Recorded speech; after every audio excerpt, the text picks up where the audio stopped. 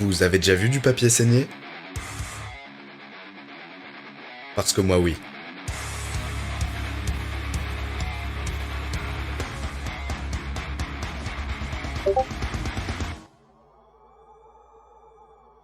Paperhead, c'est des airs de Containment Breach, avec les graphiques de Bendy and the Ink Machine, mais qui a le don de devenir Doom très rapidement. On peut jouer à l'entièreté du jeu sans voir les dizaines d'easter eggs laissés par l'unique développeur. On peut jouer à l'entièreté du jeu sans se soucier de savoir d'où viennent les zombies qu'on massacre par dizaines, parce que le game design est admirablement bien fait. Sans savoir d'où on vient, de pourquoi on est jeté d'une cheminée dans un laboratoire souterrain abandonné, de savoir qui laisse ces dizaines de dessins de lune partout, de savoir qui écrit ces notes qui témoignent d'un événement terrible dont il ne reste aucune trace, et de pourquoi à chaque mort ou blessure, le papier saigne. Mais on ne peut pas jouer à l'entièreté du jeu sans se rendre compte qu'il y a quelque chose de bizarre qui s'y passe. Lorsque l'on lance Paperhead, on est accueilli par le premier niveau, apparemment tombé d'une cheminée creusée dans la roche, et on peut observer le ciel rapidement, pour la dernière fois de l'entièreté du jeu. On se promène dans une grotte qui fait office de tutoriel jusqu'à arriver à l'entrée du complexe. Là, on apprend à jouer, à double jump, à dash et à slide, puis on se dirige vers la sortie du niveau. Sauf que non. Là, il y a une ventilation. Ça a l'air ouvert, je viens d'apprendre à slide et en plus c'est cool, il y a une caisse devant et vu que je ne maîtrise pas encore bien les mouvements du jeu, je vais pouvoir rentrer plus facilement. Ah génial, c'est un secret.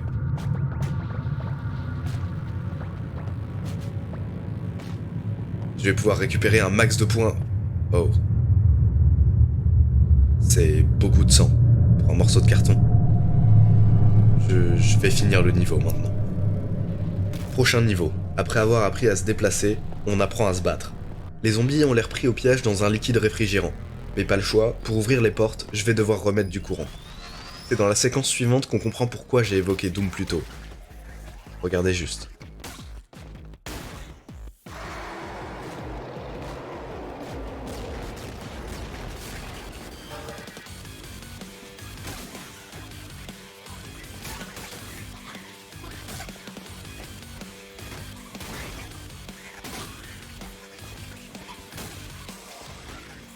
Une seconde, c'est quoi ça?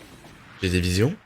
Je suis sûr qu'il n'y a aucune coïncidence entre le fait que ça arrive juste avant que 30 millions de zombies me tombent dessus. D'ailleurs, il y a un truc marrant. Le smiley au-dessus de la porte de sortie, c'est le même que dans la vision. Ah, il était là aussi dans le premier niveau. Et là. Et là aussi. Pas mal de coïncidences en pas très longtemps. Continuons. Dans les deux niveaux suivants, on commence à trouver de plus en plus d'éléments glauques as fuck, comme des rivières de sang coagulé ou du transport de peau en canette. Puis, il y a la meilleure scène de combat du jeu, qui nous donne juste un aperçu de ce à quoi le jeu final va ressembler. D'ailleurs, vous pouvez télécharger la démo gratuitement sur itch.io, le lien est dans la description.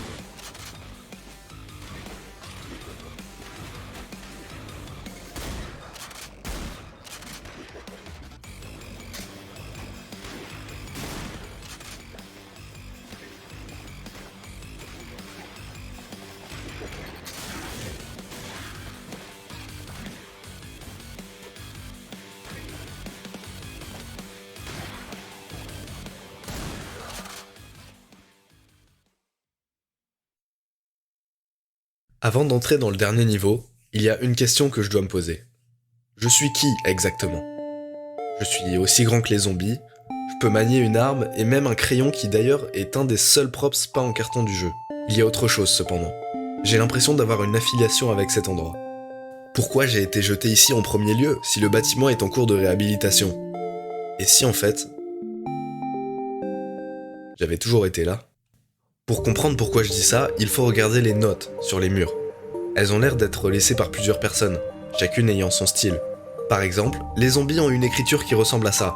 Il y a des ratures, des croquis parfois, tandis que les habitants du complexe écrivent de manière plus conventionnelle. Certains parmi eux ont cependant leur propre signe distinctif. Par exemple, chaque fois qu'on trouve une note qui s'adresse à nous directement, elle est accompagnée du croquis d'une lune. D'ailleurs, l'individu représenté par la lune ne s'adresse pas qu'à nous via les notes.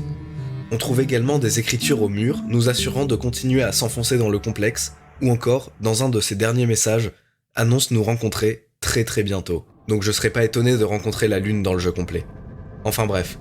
Un autre signe distinctif qu'on retrouve dans une zone secrète du niveau 3, c'est ce smiley, qui est un peu différent du reste, et on apprend dans la note adjacente qu'il représente un garde qui s'était réfugié sous l'escalier lorsque les zombies se sont libérés. Et retenez-le bien, parce qu'on va le revoir.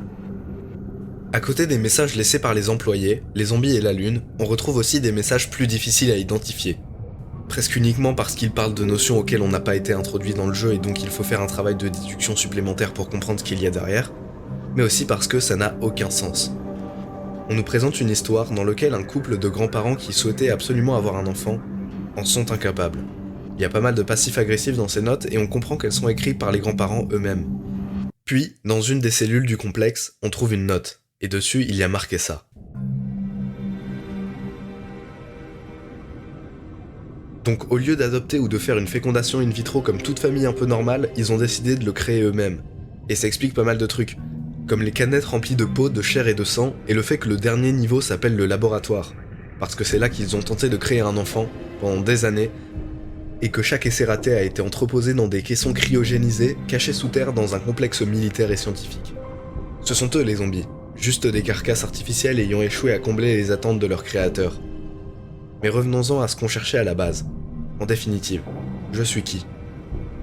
Bon alors, si on prend en compte le fait que je fasse exactement la même taille que les zombies, que je puisse porter une arme similaire aux leurs et que la seule trace de vie étant restée dans le complexe après le défrost soit ces derniers, pourquoi je suis tout simplement pas l'un d'entre eux? Pourtant, c'est clair, il y a des trucs qui collent pas. Déjà, pourquoi les zombies seraient hostiles envers moi si j'étais l'un d'entre eux? À ce que je sache, ils sont assez chill entre zombies. Ils ont même créé une ville où ils sont clairement en cohabitation. Bon, vous vous souvenez du smiley qui était absolument partout dans les premiers niveaux? Et dans mes visions, il est peut-être plus important que juste une symbolique creepy. Surtout quand on se retrouve là, et même ici. En fait, à chaque fois qu'il apparaît durant une vision, on reçoit également des ordres, kill la plupart du temps. Et si on faisait un peu de méthode scientifique et qu'on appliquait un phénomène qui nous arrive sur des situations qui nous entourent? Par exemple, les zombies. Et si la raison pour laquelle ils m'attaquent et avaient attaqué le personnel du complexe durant le défrost, c'était parce que eux aussi, ils avaient des visions, avaient cette entité souriante qui leur donnait les mêmes ordres qu'à moi. Kill. Avant de faire plus de conclusions, go finalement jouer au dernier niveau du jeu, le laboratoire. Lorsque l'on commence le lab, tout semble normal. On se balade dans le complexe pendant plusieurs minutes à faire du parcours et à récupérer des pièces, comme le jeu nous a habitués à le faire. Mais contrairement aux 4 niveaux précédents, le bâtiment semble vide. Et il y a une raison très simple à ça. Il y a absolument 0 ennemi. Et c'est pas si étonnant, on est sur le dernier niveau, donc on s'attend à un boss. Et l'absence d'ennemis sur le chemin, c'est typique de l'intro d'un boss. D'ailleurs, c'est confirmé lorsque le jeu nous donne une nouvelle habilité. On est sur le point de combattre un truc tellement fort qu'un shotgun n'est pas suffisant pour le tuer. Au bout d'un moment dans le niveau, toujours sans avoir vu aucun ennemi, on se retrouve devant une cage d'ascenseur cassée, dans laquelle je saute et au pied je trouve un cadavre. C'est pas le premier du jeu donc je suis pas surpris, mais le symbole qui l'accompagne au mur, on l'a déjà vu quelque part. C'est sûrement l'endroit où le garde de tout à l'heure a dû, comme nous, sauter. Après avoir avancé un peu plus dans le laboratoire, où on remarque de nombreuses inscriptions sur les murs témoignant du perfectionnisme des grands-parents, on tombe sur une salle plus sombre, une énorme baie vitrée, et derrière, il y a ça. Probablement un des premiers tests d'enfants laissés à pourrir dans une boîte. La tension monte d'un cran. Le couloir d'après est en feu, signe de combat récent.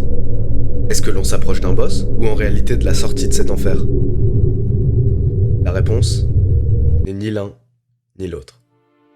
Parce qu'il n'y a jamais eu besoin de boss pour nous tuer.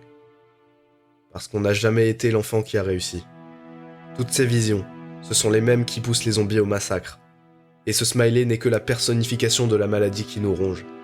Et qui, peu importe à quel point le joueur est déterminé et avec quelle rapidité et quelle assiduité il sort du complexe, gagnera. Parce que la psychose nous rattrape quoi qu'il arrive.